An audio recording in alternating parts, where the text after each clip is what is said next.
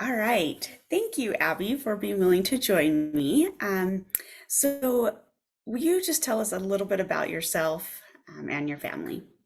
Okay, so I am a mom of three kids and I married my best friend. And I know everyone says that, but we have had to become each other's best friend. Um, I have, um, I run a bakery and I actually homeschool all three of my children because they're just so neurospicy that school will be harder for them than I would like. So Yeah, that's absolutely. basics. Yeah, thank you for sharing that. And I love that because I remember when we first met, I didn't really know anything about you, but as I started learning about your kids and just the different things that they deal with and have struggles with, I was like, wow, she has a lot and she's still like moving forward and doing these beautiful things. So I just really appreciate you. So, before we started working together, tell me about kind of where you were at in life. What were some of your frustrations or things going on? So to give a little bit more background, I have my three kids, two girls and a boy, and my oldest daughter, um, the only of my kids that have an official diagnosis is my youngest, and he has autism and ADHD, and he also has a genetic condition called Ehlers-Danlos syndrome, and all three of those really kind of connect. He also has scoliosis, so he is just kind of always had things. He's 5. And then my middle child, who's 9, um, based off of what we know from my son and everything we went through with him, she has ADHD. And then my 13-year-old, once again, based off of what we know from my son, I'm pretty sure she's autistic as well. And my husband is actually he has the same genetic condition that my son does. That's how we discovered it. And he also um we've decided is neurospicy as well. He is probably on the autism spectrum.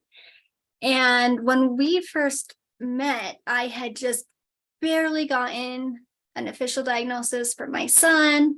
And I was seeing all these other things in my other kids and in my husband. And in a way, it wasn't surprising because I could see like everything leading up to that. I'm like, oh, that makes sense. But at the same time, emotionally and physically, it was a lot at once. And it was very overwhelming. And I was very much in this space of my life's over. Like the rest of my life gets to be devoted to my children and my husband and making sure that they get where they need to in life and that they're safe.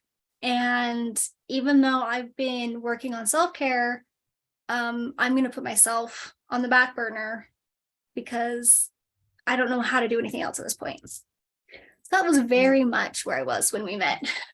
Yeah, and I think that is a really key point because a lot of people that I do work with, that's where they're at. It's like, there's some sort of big diagnosis or something really major that they're like, how do I have anything in my life other than like daily making it through so everyone physically, logistically stays alive and like surviving, Mm. and it's an awful place to live. Let's just be real, Yeah, right? no, living in survival around my children's needs and my husband's needs actually gave me my own physical issues that I eventually had to have surgery on because I was not taking care of myself. Yeah, and that is another huge point because yeah, I feel like that is so true. It's like when you're not, then you get to unfortunately bear those consequences. So what kind of made you decide to work with me, or like what was it that made that happen? Um, Honestly, it was watching you work with your own child, your daughter. Because before I was a mom and when I was a younger mom, I used to be the mom that would look at other families in the grocery store and I'm like, I would never let my child throw a fit like that in the store. Why can't the mom just get it together and deal with her kids? Like I was very judgmental on parenting in general, but then I would look at special needs families and go, what is their problem? They just got to pull their crap together. They're fine. Um, and I have very much had to change my tune on that. And I just remember watching you work with your daughter, and I'm like, I would have killed my kids by now. Like, your amount of patience and ability to work through the things I've seen you work through, it was like, I need to learn how to do that for my own sanity. Like, I know it will help my children, my husband, but for my own sanity, I need to know how to do that too. Thank you. And I think that is so beautiful because that's exactly what I've seen you do. Like it's been really fun for me to watch all the changes that you've made. So how do you feel now after working with me? Tell me a little bit about like where you're at this point. At this point, I don't dread getting up in the morning. I was getting very little sleep between my children's schedules and routines, and just kind of my own routines that weren't working for me. And so I really didn't want to get up in the morning. I honestly would hide in my room for my children. I would like set them down in front of the TV or go outside, and I'd like close my door and hope that they wouldn't find me for like an hour or two. And while there are still moments where I'm like, I need my me time, it's me time. It's not me hiding. And we actually, as a family, took our first family trip it's probably been 2 years since we took a family trip because of my youngest, and he just doesn't travel well. And when he has a meltdown in public or on people he doesn't know, my first response is like total panic, and we've got to get him out of here. And so hotels and anywhere public's always been hard for him. And we just went on our first family trip, like I said, in 2 years. And there were a few little moments where he's like, I don't want to do this. But the difference this time is I didn't lose my crap. And so because I was able to stay calm and work through it, he was willing to stay calm and work through it. We actually had a very fun and beautiful family trip for the first time ever. I think that is amazing. Like seriously, because I mean, I know those moments, and I'm sure a lot of other women know those moments where it literally is a trauma when your child is out of control. You don't know what to do. You're like, we just got to get out of here. And so it's traumatizing. So the fact that you are at a place where you can take a beautiful family vacation, and even if there are these issues, like that you were able to stay out of trauma mode and still have a beautiful experience, I'm just like, that makes me so happy. Another thing that I've really stepped into is I don't care as much. I still care a little bit. I'm working on it, but I don't care as much if he has a meltdown in the grocery store. People want to look at me, that's fine. Sooner or later, they're going to have their own experience with the child, whether it's theirs or someone else close to them. But they're like, oh, I get it. Yeah. So I will stay in my lane and have my experience with my child, and they can stay in their lane. And I really don't care as much. And that honestly takes a lot of the trauma out of it for me. I think that's a really key point. That's beautiful. So, did you have any concerns about working with me before we started? I tend to be a fairly private person. And so I was like, I really don't want someone else to see my chaos. And it's kind of funny because a lot of people that know me decently well, they're always like, you're so well put together. And honestly, I don't feel like that. There was a lot of chaos going on, and I'm like, do I really want someone else in the middle of my chaos? Do I really need someone else? Seeing how far low I can sink on the really bad days. And not that you're a judgmental person at all. I am just so worried that someone will look at me and go, you said that to your child? You didn't keep your crap together? Like, there's just this fear as a woman and a mother that if we don't have our shiz together, there's something wrong with us. And I didn't want someone else to see that there was something wrong with me. Yeah. Oh my goodness. And I think that is like huge, really, because yeah, we would all prefer to just not let majority of people know how crappy of moms we are sometimes, or yeah, like you said, how low we get sometimes. But it is so normal, and but that was one of the beautiful things of working with you is that you did let me in and you did let me see. And like for me, all I saw was like this beautiful strength of like you continuing to get up, continuing to go forward, and continuing to try. And so I'm like getting all teary, but I did. And so like that was really beautiful to watch. Thank you. Um, so how did you get over that concern of working with me? Like what did it take? So, and I mean, this might just be a me thing. I do the thing that all little kids do at the swimming pool where they're like, I can jump off the high dive. And they climb up there and they stand over the edge and they're like, oh, maybe not. And they go back and forward a couple times.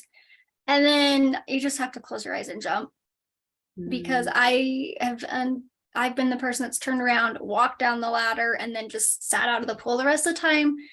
And I just hit a point where I wanted more for myself. And so anymore, I'm just like, hey, like I'll check in with myself. Is this the right thing? If my answer is yes, and I'm still scared to do it, I just close my eyes and jump. Because I know myself and I will chicken out. So.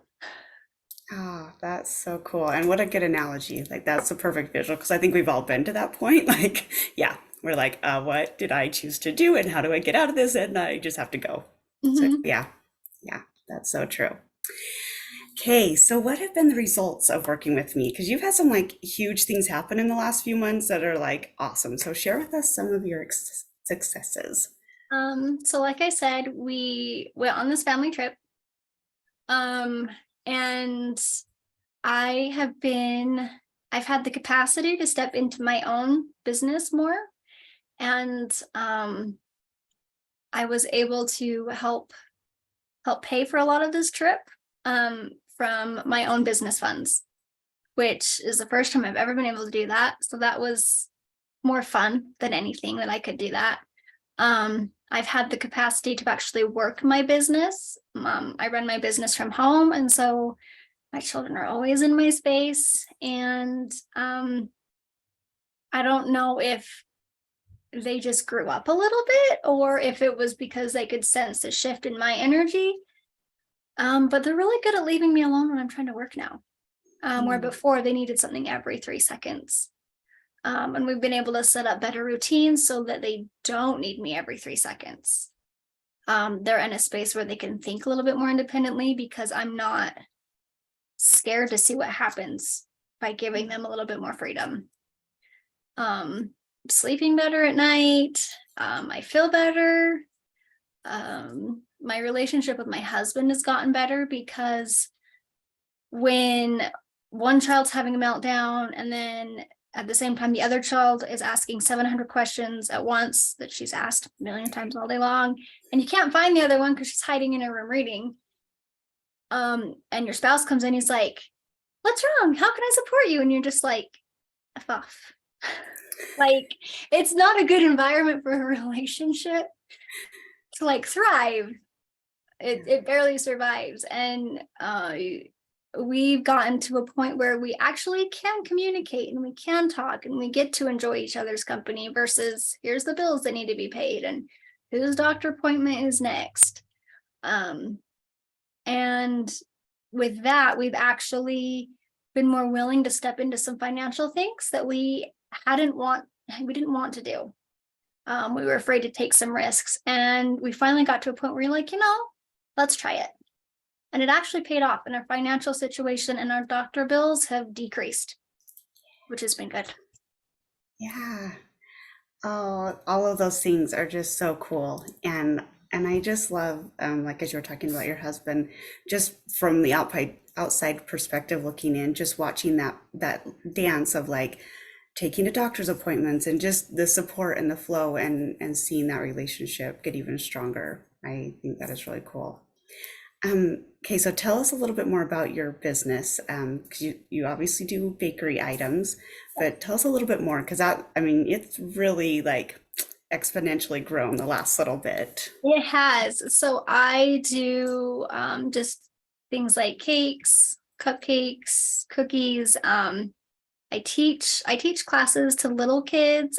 Teens are really fun. My favorite thing that I do, because I do weddings and birthdays, but my favorite is what I call intuitive cakes. And it's basically I sit down with you, I kind of get a feel for who you are, what you like, and kind of just tune into who you are and do your energy. And then I create a cake based off of what's come to me and things that we've discussed. And sometimes while I'm creating the cake, I'll have messages come through and thoughts, and I'll write it down, and that gets delivered with the cake. And it's really fun because the cake kind of creates itself. Once I've done all the basics, it's just fun to see what happens. Yeah, I remember when you did my intuitive cake, I was like blown away. And then when you explained it to me and like your process that you went through and different things that came up, I was like, yeah, that makes sense with what's going on, But it was so meaningful and so special to me. And it was like this cake of Jamie. And I was like, that is so cool. What I really loved that shifted recently is that in order for me to do that, I kind of have to be in someone else's energy, but I need to not be tired. I need to not be interrupted. I need to not have my children's energy all over me. Like I need to be able to specifically focus in on this one person while I'm working. It's almost like a one-on-one session with someone else, and you need to be distraction free. And I love that I'm at a place and my family's at a place where they're like, oh, she has an intuitive cake, we should leave her alone. Because before I had to shield everyone else's energy, and there was a lot of tears, both on their end and mine, and a lot of smashed cakes that I had to just start from scratch because I would get so overwhelmed and honestly overstimulated. I really think that's been the hardest thing for me as a mom of all these neurospicies and married to a neurospicy, is that when they get overstimulated, I get overstimulated. And just recognizing in myself the overstimulus, that word, recognizing it and being able to work with it, it kind of diffuses theirs. Yeah. Yeah, and that's really powerful. And that's what I love. I mean, as we were talking at the beginning of the conversation, it was like your life really was like just keeping the kids going and the family going, right? And I love that by working with me, like you're at this point where you're like, nope, they leave me alone. Like I have a minute to like actually do what I'm passionate about and not get as overstimulated. Because I mean, I obviously like you're still in your situation. I know you still, I'm sure, have moments. We all do, but Days. right. But for the most part, like you're actually being able to live like your beautiful, creative, gifted life, which is fulfilling, right? And I just think that is so glorious, and not even just a gift for you and your family, but a gift for other people too, that they get the benefits of your gifts. I think I said gifts like 10 times there, but there you go. All my Um, gifts. yes, all All your of gifts. them. So, what would you say to someone who's kind of on the fence about working with me? What advice would you give them? Just jump off the diving board and do it. Mm. You have absolutely nothing to lose and all your sanity to gain. I love that. I might put that as like my slogan. Yeah. That is awesome. Ah, well, thank you so much. Do you have anything else that you want to add or say before we close? Just that I really enjoyed working with you. I've enjoyed how patient you've been. And because there have honestly been some days where I have come to you, I'm like, I don't effing care anymore. Or I need you to hold my hand while I just sit here and cry. And I had been in a space where I didn't want to ask for help because I had asked people closest to me for help. And they either one didn't understand because they're like, your kids are fine. I'm like, yeah, because they're behaving right now. You've not seen anything yet. So they don't understand, or they honestly just figure that because I look like I have it together, I'm fine. And it's honestly been a huge blessing in my life to be able to just kind of even drop my own mask and go, here is my shiz. Please help me figure out what to do with it. And have someone come from a completely non-judgmental, loving space and willing to hold that space for me has honestly been a blessing. So thank you. You are so welcome. It's been beautiful to watch and to be part of. And where can they find you if they are interested in an intuitive cake from you? So I'm on Facebook, Abigail Everingham, or Sprinkles and Sweets is on Facebook, and I'm in the process of getting my website up, and I will just connect it to my Facebook. Okay, beautiful. So Abigail Everingham, Sprinkles and Sweets, or you can obviously come to me and I will direct you to her. So thank you so much for meeting, and I will talk to you soon. Okay,